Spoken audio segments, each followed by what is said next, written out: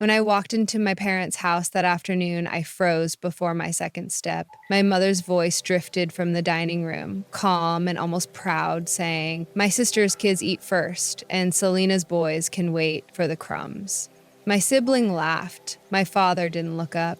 In the corner of the room, my son sat with empty plates balanced on their knees, pretending they weren't hungry, trying to shrink themselves into the wallpaper. My chest tightened, but inside, everything went still. Not quiet, still. The kind of stillness that comes when the truth finally stands up in front of you with no mask on. I didn't argue. I didn't explain. I didn't defend my boys. I simply placed a hand on their shoulders, guided them out the door, and walked away without saying one word. They thought my silence meant surrender. They had no idea that the moment they pushed my children into that corner, they pushed themselves into a place they would never return from. And before we go deeper, tell me where you're watching from. It helps this story find the people who need it the most. Yes, I am Selena, and if I'm honest, what happened in that dining room didn't come out of nowhere. It was just the first time their hierarchy became so loud that even my silence couldn't disguise it anymore. The truth is, this pattern started long before my boys Jalen and Theo were even born. It began when I was 17, working my first part-time job at a grocery store, proud of myself for earning my own money. One evening, my mother, always sounding like she was one breath away from a breakdown, asked if I could help with groceries. My father nodded and said it would teach me responsibility. $20 here, $50 there. Helping became habit. Habit became expectation. Expectation became obligation. By the time I reached college, they were sending me pictures of overdue bills, followed by messages perfectly timed with my paydays. Back then, I didn't recognize the choreography, the timing, the tone, the guilt wrapped in soft words. I thought I was being a good daughter. I didn't understand I was being trained. After graduation, when I got my first full-time job, the tone shifted again. Could you help became we really need you. And somehow every emergency dental work, a broken appliance, a car repair, aligned with the exact moment my paycheck hit my account. Then came my older sibling, Vanessa, their golden child, the one they loved to brag about. Her kids, Lily and Caleb, weren't just treated well, they were treated as the stand. When Vanessa's car insurance lapsed, I paid it. When she needed help with repairs, I covered it. Family helps family, I told myself, not realizing I was the only one doing the helping. Then I married Darius, a steady, patient man who noticed everything long before I did. Whenever he asked, "Do they ever offer to help us?" I laughed it off because facing the truth felt heavier than the lie. But over time, the patterns got harder to ignore. Holidays and birthdays came with the same seating arrangements, the same dismissive tone, the same invisible walls around my children and my husband. Jalen always got the last turn. Theo was always told to play in the other room. My boys learned to take the smallest slice, to accept being placed on the edges of every moment. And every time something in my chest tightened, I convinced myself I was imagining it. Meanwhile, the financial demands grew. Mortgage help, medical bills, unexpected expenses that always showed up right before holidays. I kept giving because I believed generosity would eventually build respect. But generosity without respect is nothing but exploitation. So the moment I saw my son sitting in the corner with empty plates, it wasn't just a shock, it was the truth snapping into place. I had been funding a hierarchy that pushed my children aside. I had been financing a system that saw my boys as crumbs, not kin. Watching Lily and Caleb eat their second servings while my children stared at nothing was the moment I finally understood. This wasn't an accident, a misunderstanding, or a bad day. This was the system, a system I had helped build with my silence and my money. Once that realization settled in my bones, something sharp and absolute rose with it. I wasn't going to let them overlook my children ever again. If you've ever had to choose between peace and your kid's dignity, type enough in the comments because no child deserves crumbs. By the time I returned to my parents' house that evening, I thought the worst had already happened. I believed the humiliation of watching my boys sit in a corner with empty plates was the breaking point, that nothing else could cut deeper than that moment. I didn't realize the real trigger was still waiting for me, sitting quietly beneath the surface like a fault line, just waiting for the right pressure to split everything open. When I opened the front door, the house felt too calm. The kind of calm that isn't peaceful but hollow, like something had drained all the air out of the rooms. I stepped into the hallway, and before I saw anyone, I heard my mother's voice again. She spoke with the same tone she used whenever she wanted to justify something she didn't want to think too hard about. A tone that always made everything sound reasonable, even when it wasn't. "My sister's kids eat first," she said, repeating herself as if it were a rule written in stone. "And Selena's boys can wait for the crumbs. It's only practical." My sibling, Vanessa, the one who always assumed her children belonged at the center of every family moment, gave a small laugh and replied, "It's better they get used to it now. They were born to live off what's left." Then my father, Harold, steady, logical, always emotionally distant, finished the circle. "They need to learn their place. That's just how things are." I didn't even realize I was moving until I found myself standing just beyond the doorway, watching them through the warm dining room light.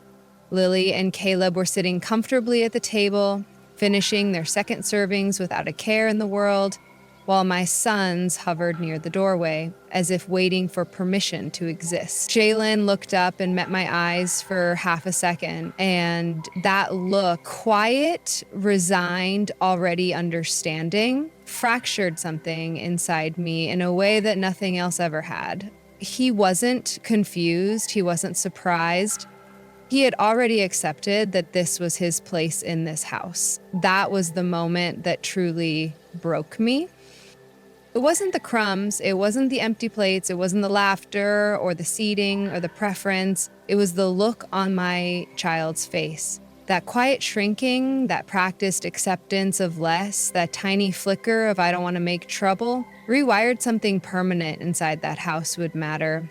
Know then that no argument inside that house would matter. No speech, no confrontation, no raised voice would undo what they had taught my sons through years of repetition. Words wouldn't fix this. A fight wouldn't change the system they had built. But systems can be dismantled, support can be withdrawn, and I, after years of paying for that, family's comfort held the one lever they never expected me to pull. I didn't slam the door when I left their house that night. I didn't give them the satisfaction of a dramatic exit. I simply placed my hands on my boys' backs, guided them to the car, and buckled them in with a steadiness I didn't feel. The silence between us was thick, heavy enough to press against my ribs, but I kept my breathing even for their sake. Kids don't need explanations. They look at your face and read every crack, every tremor, every fear. When I pulled into our driveway, Darius was already at the door. He didn't ask what happened. He didn't say, "Did something go wrong?" or "What did they do this time?" He just looked at my face, then at the boys, and knew. He helped Jalen find his sketchbook and guided Theo to the living room to put on his favorite nature documentary, letting them settle into something comforting and safe. Only when they were tucked into their little routines did he return to the kitchen, lean against the counter, and wait for me to speak. I didn't know where to start, so I said the words that hurt the most. "My mother said the cousins eat first," I whispered, "and my boys should wait for the crumbs." The muscle in Darius's jaw shifted, but he didn't move. I continued. Vanessa laughed. My father backed them up. They weren't joking. They meant every word. I braced myself for anger, yelling, pacing, frustration, but Darius didn't do any of that. Instead, he exhaled slowly, like he had been expecting this moment for years. "Sit down," he said gently. I sat across from him at the table, the same table where we had celebrated birthdays, planned our future, and shared meals where no one was told to wait for crumbs. "Selena," he said quietly, "you've been supporting that entire household for years. Bills, repairs, payments, emergencies, and you've never asked what any of it has cost you. Not in money, in dignity." For the first time in years, I had no argument ready. No excuses, no explanations, because the truth had already been sitting in my throat since the second Jalen looked at me in that dining room with those sad, understanding eyes. "They don't see our sons as family," Darius said. "They see them as a burden, and they see you as a solution they can drain without end." I didn't defend them. I couldn't. The silence between us wasn't defeat, it was clarity. He reached across the table and took my hand. "So," he asked softly, "what do you want to do?" And that was the moment the quiet plan began. Before we continue, type "I choose my kids" in the comments if you've ever had to protect your child from your own family. I stood up from the table, walked to the drawer where we kept important papers, and pulled out my laptop, along with a blank legal pad I had bought months earlier for work notes. I had planned to use it for meetings and schedules, but something about that clean, untouched paper felt right for what needed to happen now. I sat back down and drew 4 long columns across the page: mortgage, auto, utilities, emergencies. Then I opened the banking app I had avoided looking at too closely for years. As the screen loaded and transaction history after transaction history filled the display, I felt a slow warmth rise in my chest. Not anger, not sadness, something steadier, heavier, like truth settling exactly where it belonged. I scrolled through 8 years of transfers, money sent, bills covered, payments arranged, emergencies funded, every deposit my parents depended on, every bill they assumed I'd take care of, every crisis they scheduled around my pay schedule. There were messages attached to almost every payment, "just until we're caught up," "family helps family," "we're short this month," "it's only temporary." And I realized they were never temporary. They were built into my routine the way my own rent and groceries were. I had become their silent, unpaid lifeline. And the worst part was that they felt entitled to it. Entitled enough to treat my children like background noise. As I wrote down the numbers, dates, amounts, categories, the legal pad filled faster than I expected. When Darius sat beside me, he didn't interrupt. He didn't lecture me. He simply slid a second pen across the table like he knew I might need it. There was something grounding about his presence, a quiet strength that didn't demand attention but anchored everything around it. By midnight, the pattern on the page was undeniable. 8 years of steady support, structured, predictable, almost scheduled. "They've built their lives around my income," I whispered. "And they've built their arrogance on it too," Darius replied, not unkindly, just truthfully. I didn't cry. Not because I was strong, but because something colder and sharper had settled inside me. A quiet steadiness I had never felt before. "I'm done," I said, and Darius didn't ask if I was sure, didn't question the timing, didn't suggest waiting or talking it out. He just nodded once and said, "Then let's make a list." The first call was the mortgage company. I asked what my rights were as a co-borrower and what steps I needed to take to remove myself. The agent explained the refinancing requirements, the qualifications needed, and what would happen if the remaining borrowers couldn't meet the numbers. I wrote down every detail. My hand stayed steady the entire time. The second call was to the auto lender. I instructed them to require my direct authorization for any credit adjustments or refinancing tied to my previous co-signature. If anyone wanted changes, they would need me, not my mother's voice, pretending to be me, not my father guessing answers to security questions, not Vanessa acting like the world owed her an upgraded vehicle. The third step was the utilities and recurring payments I had quietly set up during emergencies over the years. Those automatic transfers were canceled one by one. I watched each confirmation email come through like someone watching locks click into place on a door they should have closed years ago. The fourth step was the savings transfer I had created a long time ago, the small monthly cushion I sent to my parents because they always seemed to be on the edge of something. I deleted it permanently. No warning, no explanation, just removal. The fifth step was an email to my accountant requesting a full audit of the personal support I had provided to extended family over the past 8 years.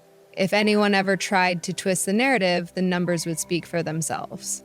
The sixth step was scheduling a consultation with a family lawyer, not because I wanted to sue them or escalate things. I needed clarity, boundaries, documentation. I needed to protect myself in ways I never had before.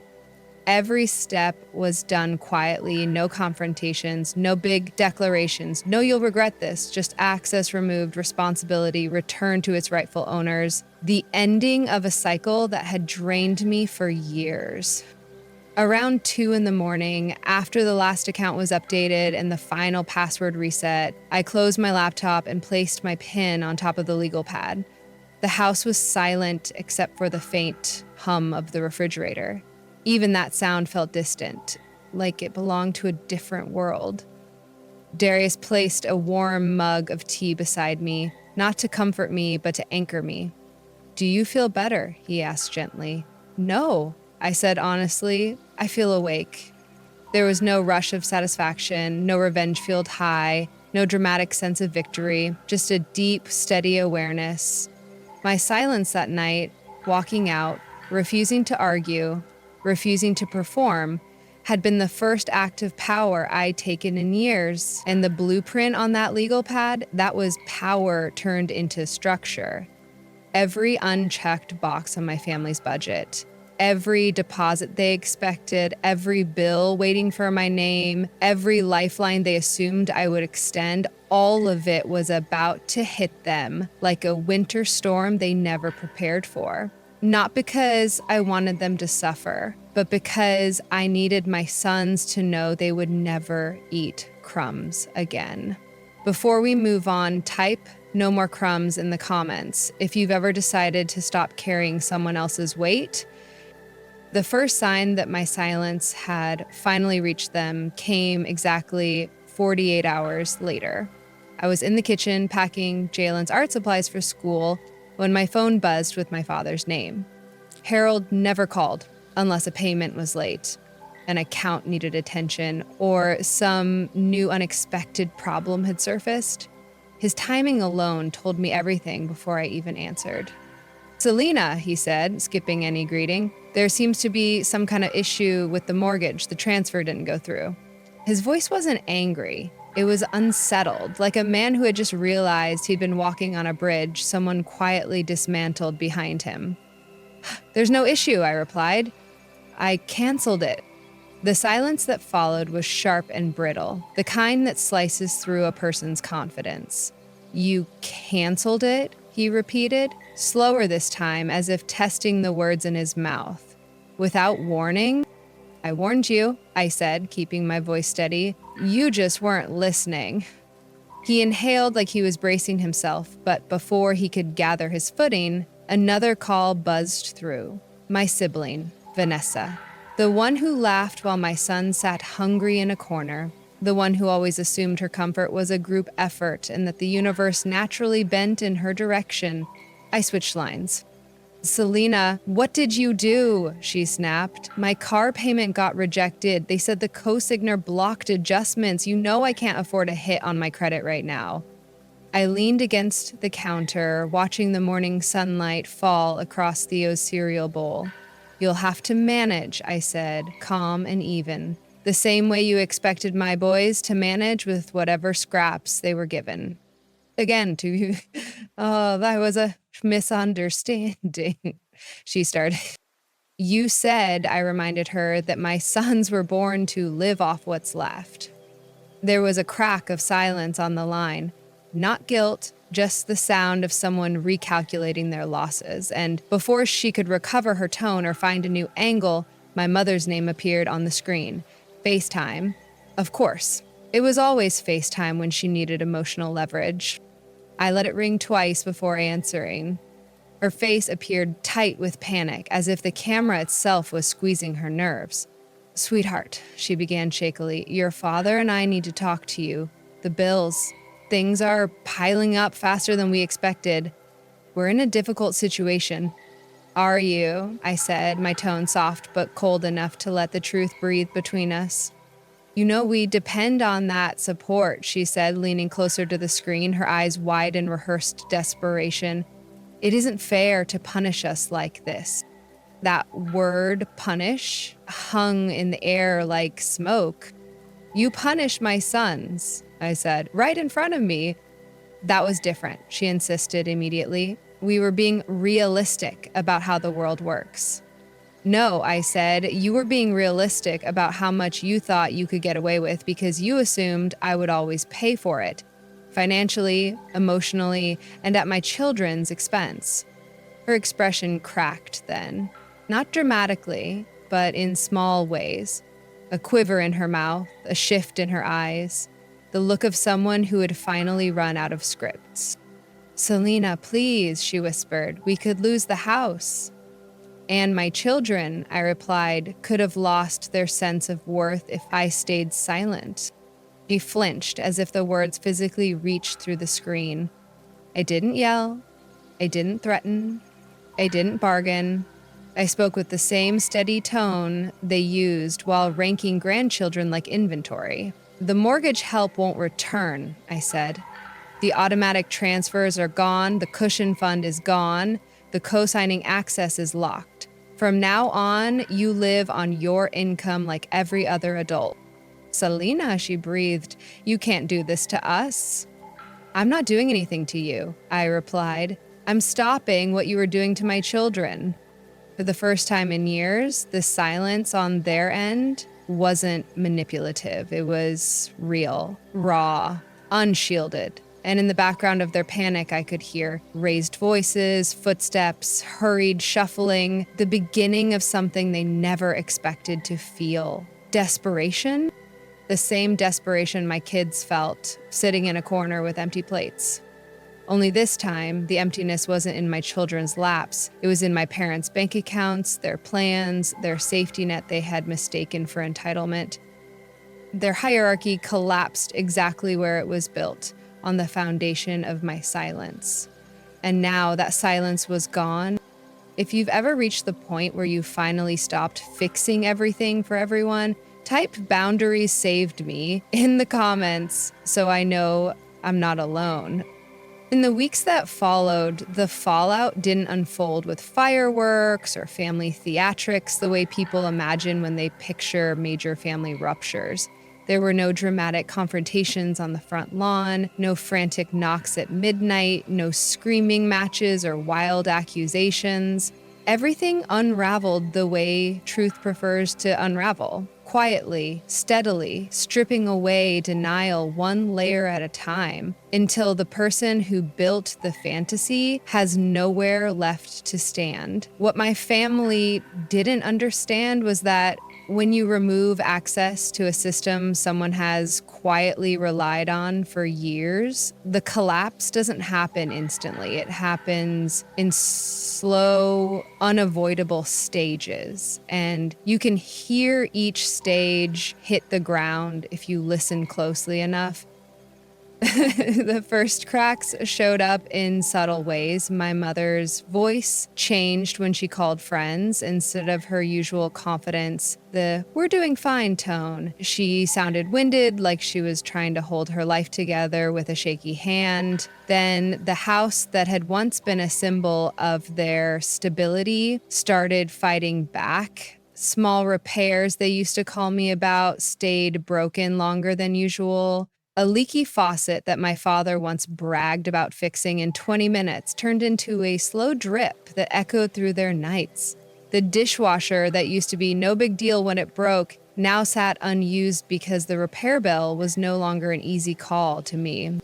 And then came the utilities, lights flickering, water pressure dropping, quiet complaints my mother made to neighbors that money was tight this month. Plural. Because one thing about dependency is this: when the person carrying the weight steps away, every part of the structure that depended on that strength begins to sag, their mailbox filled with letters they tried to hide from each other. Past due notices, warnings, statements written in firm financial language that didn't care about pride.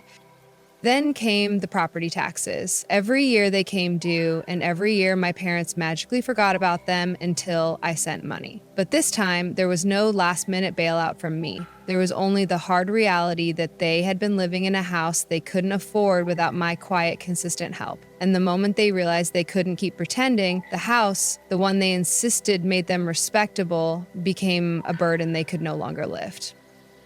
Eventually, they moved. Quietly, not with announcements, not with explanations, not with the dignity of "we decided it was time." They moved like people who had run out of corners to hide their mistakes in. They relocated to a modest apartment on the other side of town, a place my mother once would have judged other people for living in. Now she called it cozy. Pride adjusts when it has no choice. Meanwhile, Vanessa, the sibling who used to roll her eyes when I said I was tired from working late, the one who claimed her life was harder than mine because she had real responsibilities, found herself learning what responsibility actually meant. The car she used to drive like the world belonged to her began behaving like a tired old machine instead of a luxury she never paid for. The insurance bills she shrugged off became her personal battle. The credit score she once treated like an ornament suddenly determined whether she could keep her lifestyle.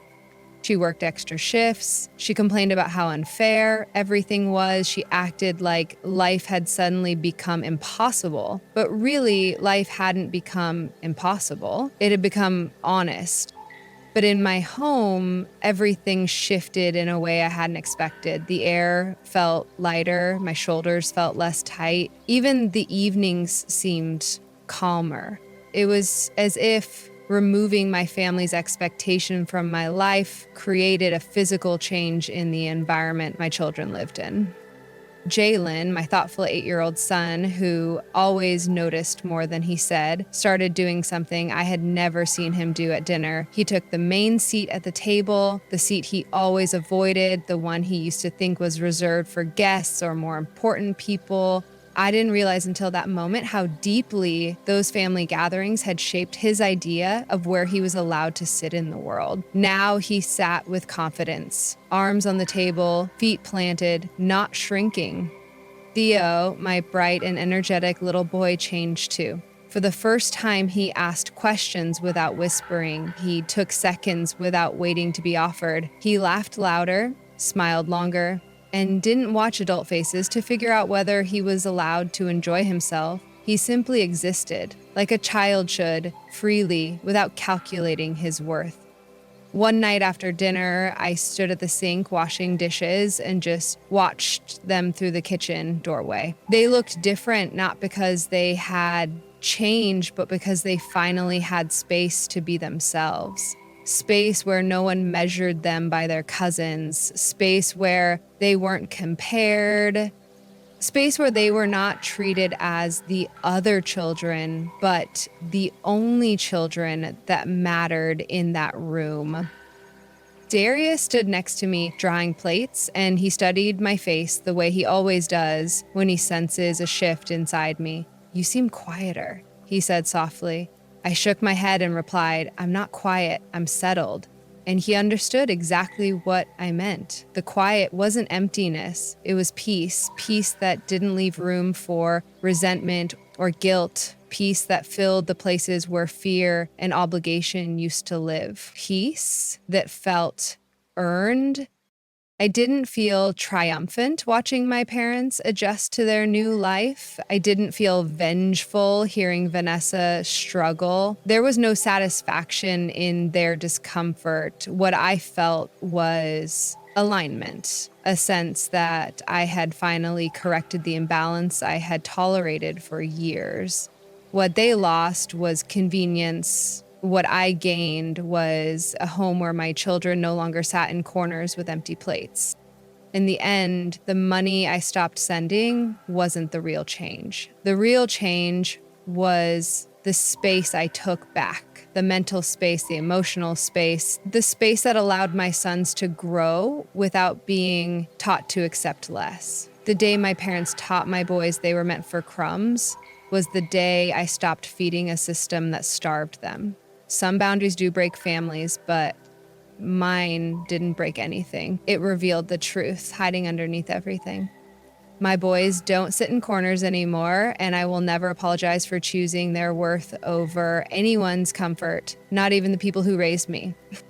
If this part hits home for you, type "My Peace Matters" in the comments. You might be helping someone else find their courage. About a week after the dust seemed to settle, just when I thought the silence from my family meant they had finally accepted their new reality, the next wave hit. It came on a Tuesday morning, one of those slow, ordinary mornings where the house still smelled like coffee and the boys were getting ready for school.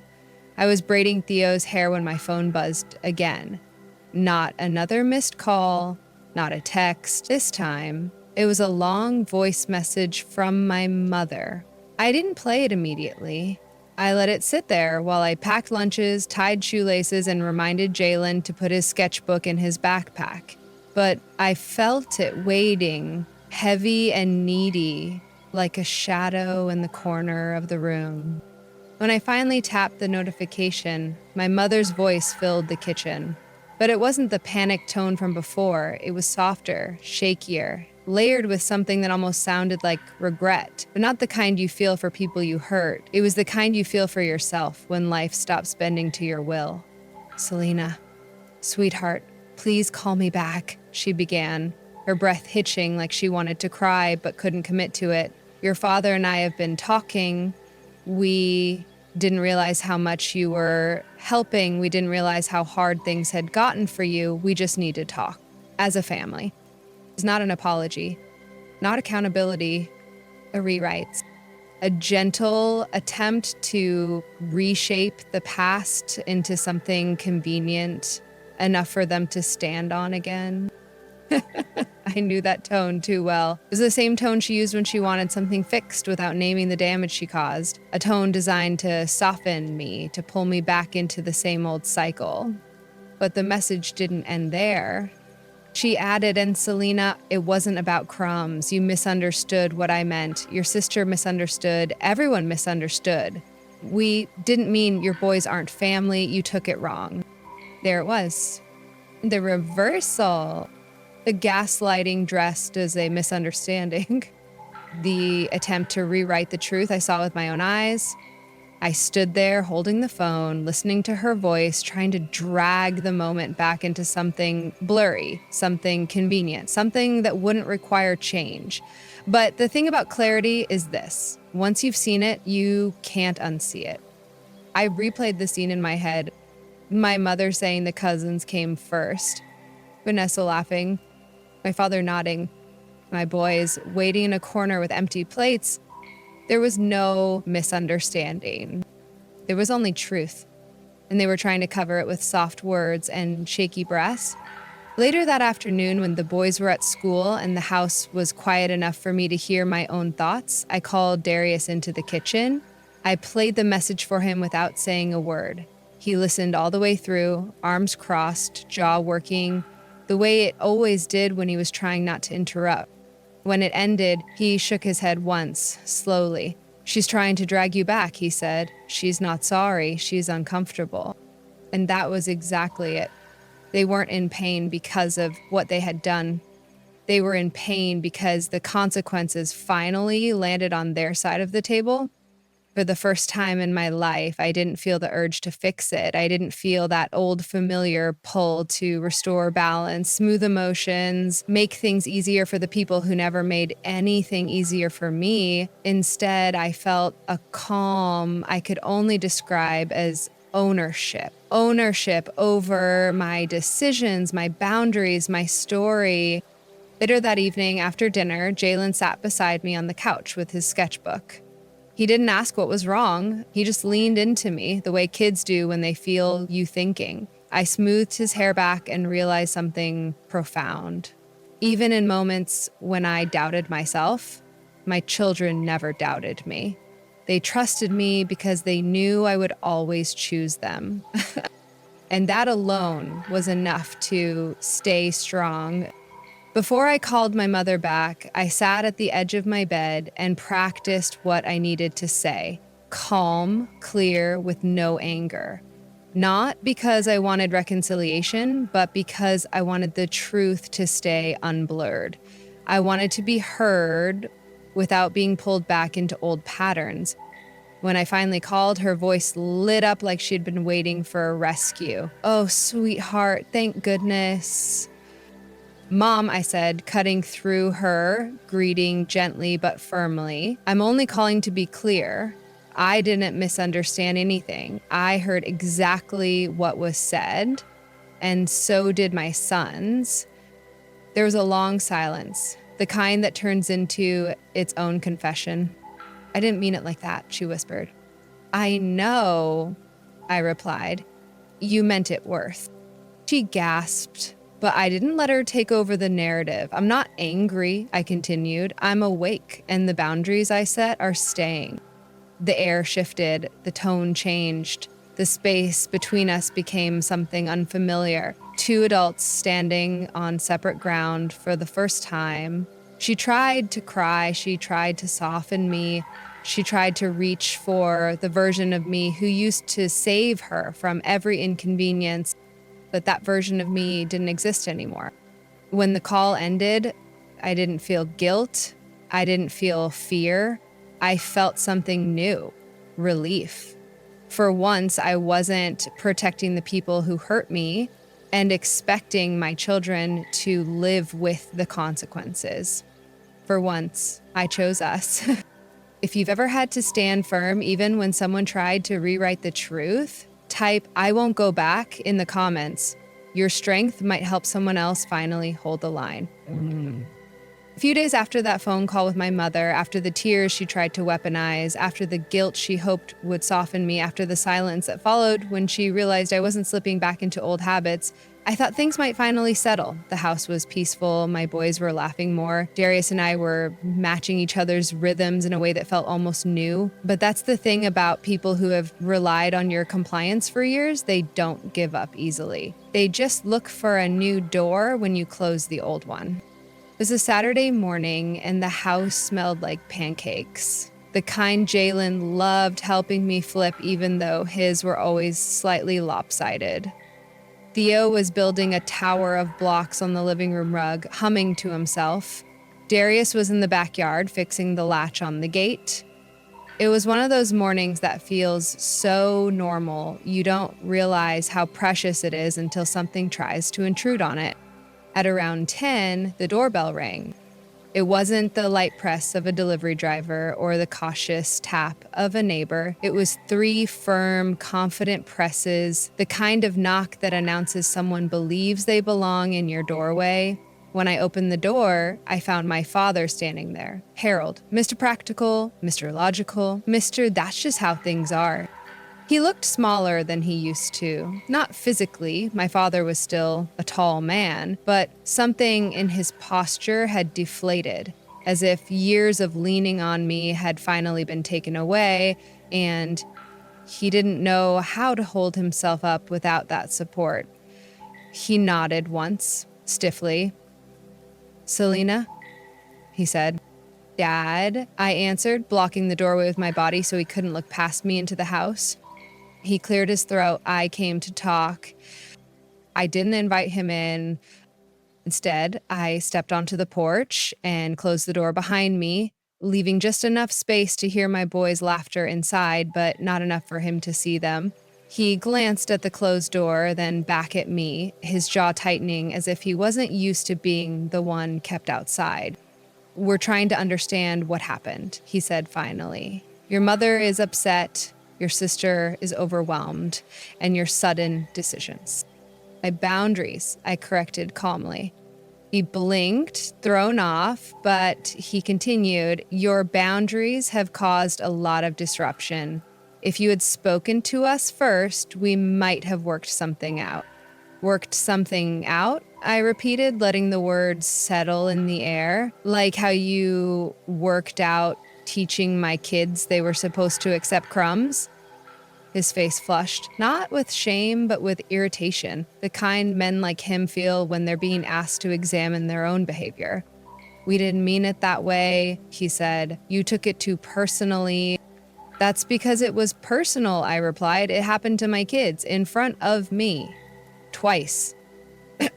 He shifted uncomfortably. "Selena, families argue. They say things they don't mean." "And who told you I was arguing?" I asked. "I'm not arguing. I'm correcting a long-standing imbalance you've benefited from." He opened his mouth, then closed it again. For the first time in my life, he didn't seem to have a script ready. After a long moment, he said quietly, "Your mother is afraid. She thinks you hate her." "I don't hate her," I said, "but I don't owe her access to my life at the cost of my children's well-being." He swallowed hard. "So this is it?" he asked. "You're cutting us off?" "No," I said. "I'm stopping what shouldn't have been happening in the first place. There's a difference." He didn't like that. I could see it in the way his shoulders stiffened, as if he wanted to say something sharp, but couldn't because he knew he no longer had the leverage he once held. Instead, he took a deep breath and played the one card I knew he would reach for eventually. "We're family," he said, as if that word alone should fix everything. But I had spent too many years confusing family with obligation. "No," I said softly, "we're related. Family is earned." His eyes flickered, not with anger this time, but with something almost fragile, realization maybe, or the quiet sting of seeing his daughter stop asking for his approval. He looked away toward the street as if searching for an exit. "Your mother wants to see the boys," he said. "Can you at least bring them by?" I shook my head. "No, not until I trust the environment they're walking into, not until there's honesty, not until there's accountability." His jaw tightened again. "Your mother will never apologize the way you're expecting." "I'm not expecting anything," I said, "but I'm also not lowering the bar." He stared at me for a long time. Then he said something I didn't expect. "You're different," he whispered. "You've changed." "I didn't change," I replied. "I stopped carrying everyone else's mistakes." He nodded once, slow, defeated, and stepped back. "Tell the boys." He hesitated, the words fragile in his mouth. "Tell them their grandfather said hello."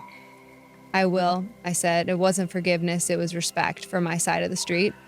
When he turned and walked down the porch steps, I felt a heaviness lift from the air, the kind that takes years to gather and years to release.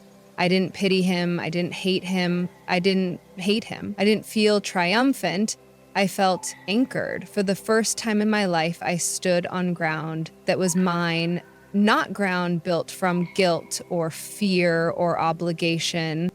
When I walked back inside, Jalen looked up from the couch and asked, "Mom, who is at the door?"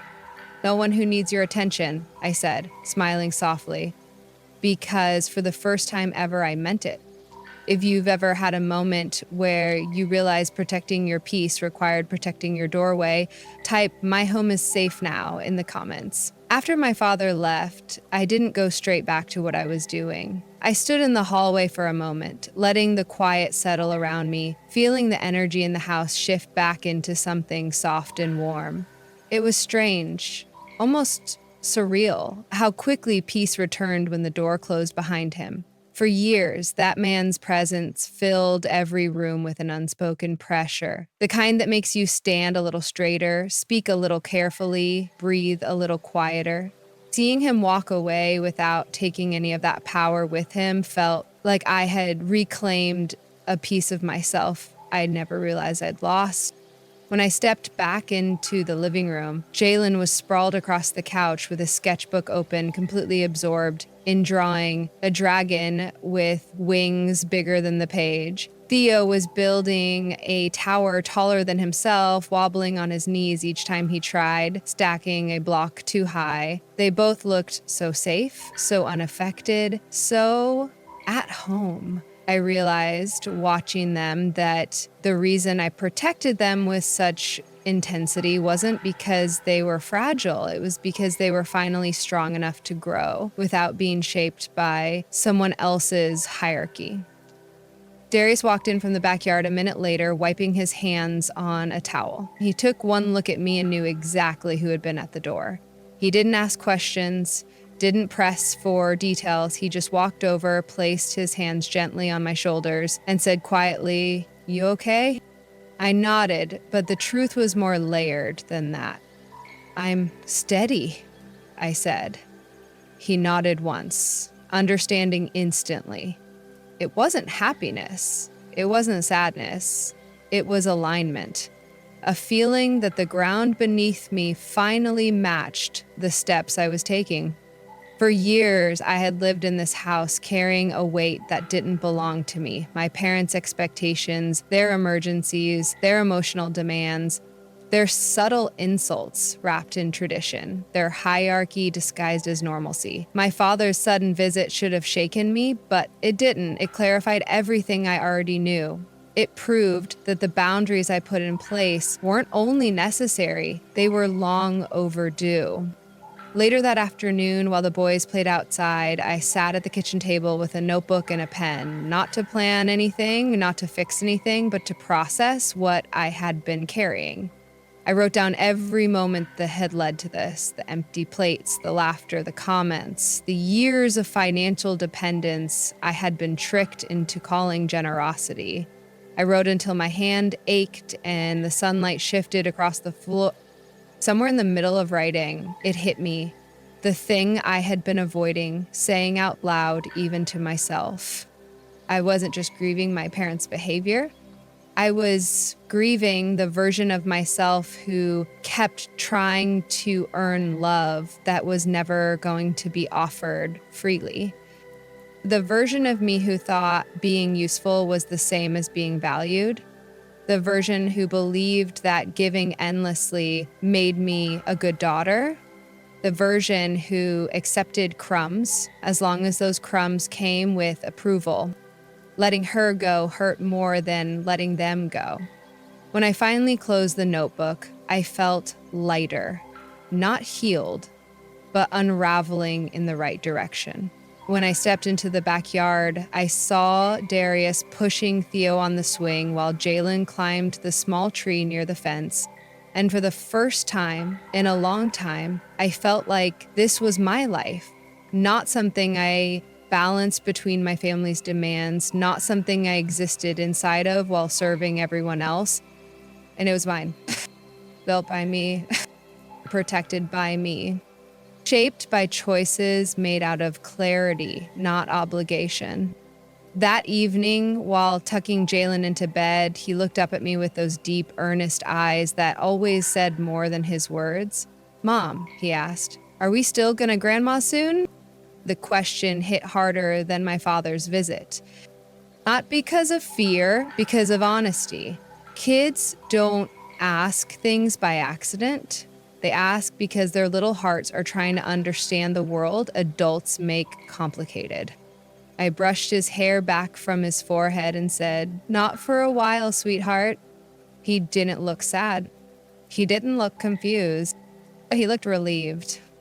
That told me everything I needed to know.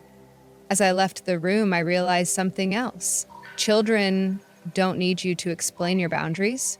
They need you to keep them every time, even when it's uncomfortable, even when it means standing alone.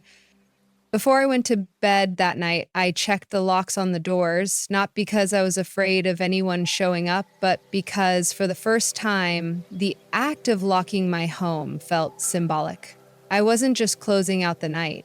I was closing out an era of emotional debt, inherited expectations, and quiet suffering. And as I slid under the covers, Darius pulled me close and said softly, "You did the right thing." For the first time, I didn't respond with doubt. I didn't justify. I didn't defend my choice. I simply whispered, "I know." If you've ever reached a point where the peace inside your home mattered more than anyone's opinion outside it, type "my peace is non-negotiable" in the comments. As the weeks passed, the distance between my parents and me stopped feeling like a wound and started feeling like a boundary, a firm, steady line that separated who I used to be from the person I was finally becoming. It wasn't dramatic, it wasn't messy. It was more like waking up from a long, exhausting dream and realizing you had been sleepwalking through your own life. Their calls became less frequent, the messages shorter, the tone colder, clipped, almost mechanical. Every conversation existed on the surface, skating around the truth like water on glass. My mother still asked the same rehearsed question, "When can we see the boys?" But she never once asked, "How do we fix what we broke?" And that was how I knew she didn't want healing, she wanted access. Meanwhile, in my own home, something far more important was happening. Jalen and Theo were changing in ways that made me realize how deeply my parents' behavior had been shaping them. Not just in the big moments, the empty plates, the crumbs, the seating arrangements, but in the small moments, the subtle ones that seep into a child's self-worth before they even know what self-worth is. Jalen's teacher emailed me out of nowhere, saying he'd been participating more in class, raising his hand, offering answers he used to hold back. She said it was like a little switch had flipped in him. I knew exactly when that switch flipped, the day he stopped being treated like a piece of the background. Theo changed too. My little boy with endless energy had always been careful in environments that felt tight. He would tiptoe, whisper, pause before entering a room at my parents' house, watching adult faces for permission he shouldn't have had to ask for. Now, he glided through the world like a kid with nothing to prove. He barreled into rooms, laughed loudly, squealed when he learned something new, asked questions that spiraled into more questions. He didn't shrink, he didn't calculate, he didn't stare at people's reactions like a prisoner waiting for permission. He was free in a way I didn't realize he hadn't been before. One afternoon, Jalen tugged on my shirt and handed me a drawing he had been working on for days.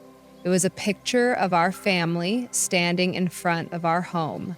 Not my parents' home, not the place where he learned to take up less space, but our home, the one where he now felt safe. He had drawn himself standing proudly between Darius and me, holding both our hands. He was smiling in the drawing. He had made himself the same size as us, not smaller, not off to the side, not squeezed into a corner. For a second, I just stared at it, feeling something inside me give way. Kids don't articulate emotional wounds. They draw them, they act them out, they speak around them until they're given a home where they no longer exist. Later that evening, after the boys were in bed, I sat on the edge of my own bed and cried, not because I was sad and not because I missed my parents, but because for the first time in my life, I understood what healing actually felt like. Healing wasn't loud. Healing wasn't dramatic. It wasn't even joyful. Healing felt like breath, like being able to take a deep one without the tightness you've grown so used to that you forgot it was there. Healing felt like the weight I had carried since childhood was finally being lifted one moment at a time. And somewhere inside that release, a truth rose up with crystal clarity. I wasn't just protecting my children from toxic relatives. I was breaking patterns that had traveled through generations like an inheritance nobody asked for. Growing up, my mother often mentioned being the less favored child. She said it casually, like it didn't matter, as if being overlooked was just a fact of life. She never admitted it hurt her, She never spoke about how it shaped her. She swallowed that pain whole and learned to survive by working harder, giving more, and never asking for too much. And somewhere along the way, she decided that if she had learned to live on emotional crumbs, her children could too. But I am not her, and my boys will never be me. My father grew up believing that love was something you earned with usefulness. He told stories about working from the time he was 8, about being praised only when he completed chores, about receiving affection only when he made sacrifices. He came from a world where softness was weakness, and children were taught discipline through scarcity of approval, scarcity of warmth, scarcity of space to just be. He saw loyalty as giving endlessly without complaint. But I am not him, and my boys will not learn love through deprivation. The realization settled into me with a kind of relief that made my chest ache. All these years, I thought I was trying to preserve family, but what I had actually been doing was preserving dysfunction. I wasn't breaking my family by leaving. I was finally refusing to break myself to keep them intact. The next day, I took the boys to the park, a small, quiet place with a couple of swings, a slide, and a giant oak tree with branches that stretched out like arms. Theo ran in circles, pretending to be a superhero. Jalen walked beside me quietly, holding my hand with that thoughtful seriousness he carried even at 8. "Mom," he said softly, eyes fixed on the ground, "why don't Grandma and Grandpa come to our house anymore?" The question stopped me, not because I didn't have an answer, but because he deserved the truth. A soft truth, a safe truth, a truth that wouldn't make him feel responsible for any of it. I knelt beside him, brushing his curls away from his forehead. "Because," I said gently, "sometimes people forget how to be kind. And when they forget, it's my job to make sure you and your brother stay safe and loved." He studied my face, searching for something. "So you protected us?" "Yes, baby," I whispered, my voice catching. "I protected you." Jalen nodded, his little shoulders relaxing as if a worry he didn't know he had was finally put down. He leaned in and pressed his forehead to mine, a gesture he'd done since he was small enough to sit on my hip. And in that moment, everything I had feared, that he would blame me, resent me, miss them, disappeared.